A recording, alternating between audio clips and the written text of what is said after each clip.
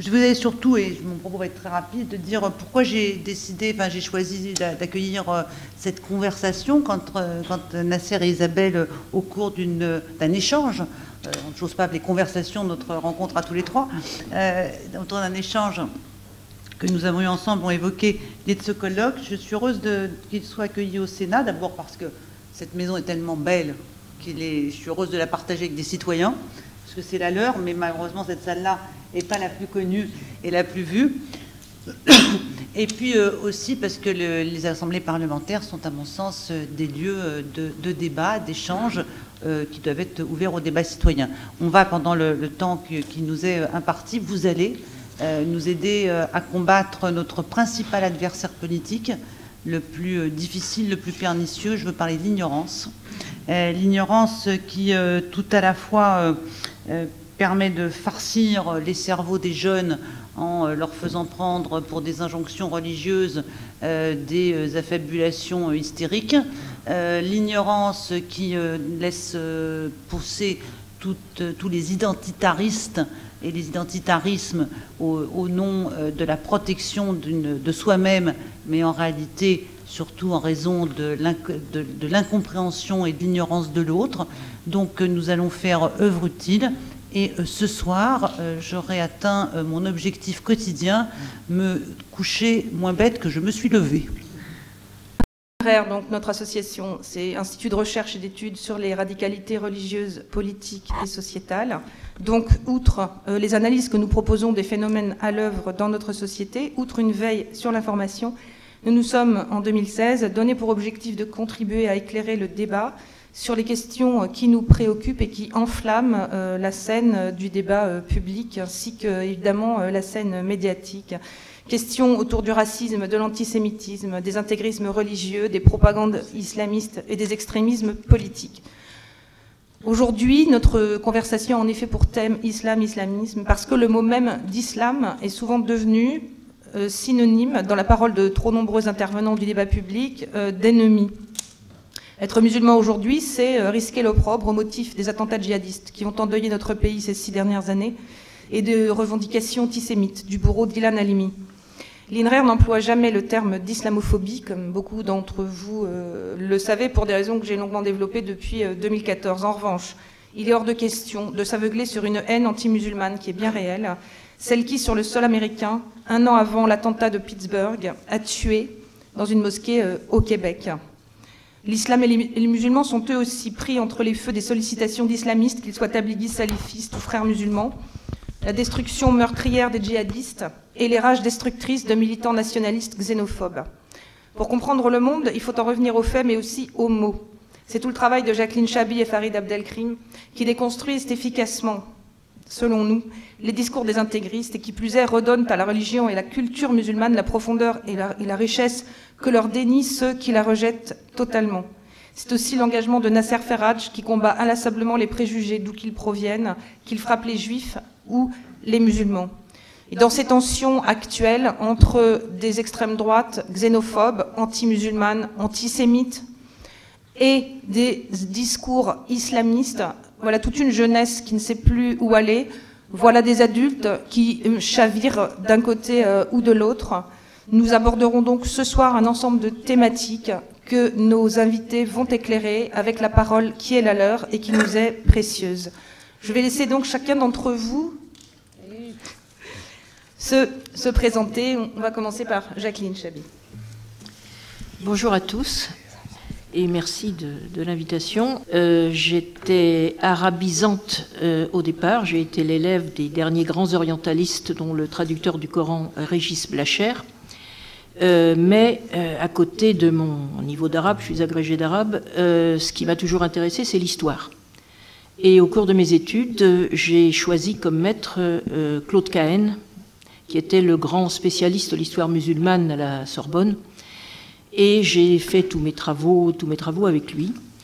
J'ai enseigné à l'université une 40aine d'années et maintenant je suis en retraite, mais j'écris toujours sur l'histoire du monde musulman et sur l'histoire des origines de l'islam, qui est un sujet stratégique, je dirais, aujourd'hui, parce que il faut sortir des fantasmes, de l'idéologie et humaniser l'histoire du monde musulman pour donner des arguments à ceux qui veulent se montrer raisonnables et essayer de comprendre ce qu'a été le passé et surtout sortir des délires actuels. Merci Jacqueline. Farid. Bonsoir, désolé pour ce retard. Donc Farid Abdelkrim, qu'est-ce que je vais vous dire de ma petite personne? Je suis d'origine algérienne, né en France sans problème, jusqu'à l'âge de 18 ans, où j'ai percuté, culbuté l'islam. En fait, c'était pas l'islam, c'était l'islamisme, celui des frères musulmans, incarné par une association dans l'ouest de la France qui s'appelle l'AIOF, l'association islamique de l'ouest de France, donc affiliée à l'UOIF, l'Union des organisations islamiques de France aujourd'hui, rebaptisée par Musulmans de France. Donc j'ai été fondateur et président des Jeunes Musulmans de France. Et donc voilà, en quête de sens, je me suis retrouvé un petit peu paumé dans tout ça. Et puis il a fallu à un moment donné que je prenne ma destinée en main et j'ai quitté les Frères musulmans. Ça a donné naissance à un bouquin en 2015 qui est sorti malheureusement au moment des attentats de Charlie Hebdo et de l'Hyper Cacher. Et ça m'a donné une certaine visibilité médiatique. Et depuis écoutez... J'interviens beaucoup dans les collèges, les lycées, en prison, surtout en prison, auprès de publics dits radicalisés, parfois terroristes, des revenants et des revenantes de Syrie. Et l'idée, c'est pas de leur dire qu'ils se sont trompés, que j'ai raison, c'est de proposer un cadre, ou en tout cas un espace d'échange, de discussion et de questionnement. Voilà un petit peu ce que je fais aujourd'hui. Je suis par ailleurs comédien, donc d'islamiste, je suis devenu humoriste. Et voilà, donc on pourra en causer tout à l'heure, peut-être plus en détail. Merci en tout cas pour l'invitation, Isabelle, c'est gentil. Merci à toi, Farid. Nasser, si tu veux bien te présenter. Je suis donc Nasser Ramdan Ferraj. Je suis maintenant un vieux militant, puisque ça fait très exactement ce mois-ci 30 ans que j'ai adhéré à SOS Racisme. C'est là que j'ai connu... mon amie Laurence Rossignol, qui est l'une des fondatrices de SOS, et avec qui je suis bien sûr resté non seulement très ami, mais aussi très proche du point de vue de ses valeurs féministes. Et c'est important, le féminisme, dans ce qu'on va aborder ce soir. J'ai été, dès mon très jeune âge, porte-parole de grève lycéenne, un premier mouvement parti de lycées de banlieue, parti pour protester contre un viol collectif dans les toilettes d'un lycée. Et j'ai eu à rencontrer, dans le cadre de ce mouvement, et à négocier avec François Mitterrand, Michel Rocard et Lionel Jospin, et négocier la démocratie lycéenne et des moyens considérables pour l'éducation nationale. Et puis surtout, après, j'ai intensifié mon engagement dans les quartiers, dans les cités, en fondant l'organisation des banlieues unies. Et je n'avais jamais rencontré Farid Abdelkrim jusqu'à ce soir, mais je le connaissais pour son action passée.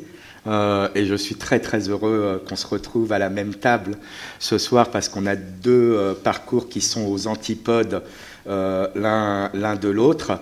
Et je sens à quel point la fraternité qu'il exprime a surpassé l'endoctrinement, et moi, ça me touche beaucoup, ce genre de choses. Au moment des attentats, parce que je ne vais pas raconter toute ma vie, sinon... au moment des attentats, la plupart des politiques, des hommes et des femmes politiques, pour des raisons tout à fait... explicables et compréhensibles, ont demandé de manière incessante à ce que les musulmans prennent position contre leurs intégristes. Alors bon, je me disais, oui, il y a des imams qui vont le faire, il y a des personnalités religieuses qui vont le faire. Alors effectivement, ça a fini par se faire, mais malheureusement, il y avait deux questions essentielles qui n'avaient pas été abordées dans cette expression qui se voulait forte contre l'islamisme, et je trouve que du coup ça a été contre-productif. C'était l'oubli des assassinats des enfants juifs de Toulouse, de Charlie Hebdo et de l'Hyper Cacher.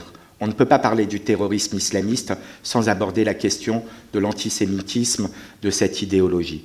Donc ça a été une terrible régression pour moi, parce que je ne me suis jamais considéré comme un religieux, je n'ai jamais considéré qu'il fallait mettre en avant ses origines ou sa religion pour s'exprimer dans le débat public, mais j'ai été obligé de créer le collectif des musulmans progressistes et laïcs pour ne plus que les islamistes aient le monopole de la parole sur les problèmes qui nous concernent aujourd'hui.